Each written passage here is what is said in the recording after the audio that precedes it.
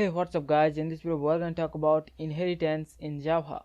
Inheritance is the fundamental property of object-oriented programming languages. Inheritance is used to create hierarchy between classes. Through the use of inheritance, one class can acquire some property of some other class. The class which is inheriting the property is called subclass, and the class where the properties are inherited from is called superclass. The extends keyword is used to inherit the property of the other class.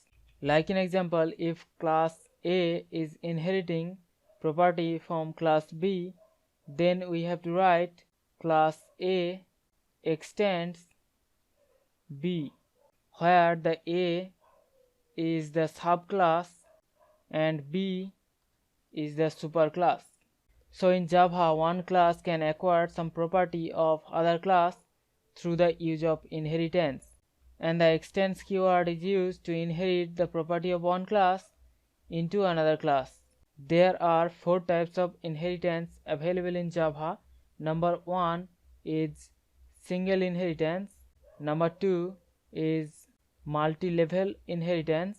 Number 3 is hierarchical inheritance, and number 4 is multiple inheritance. So these are the types of inheritance available in Java.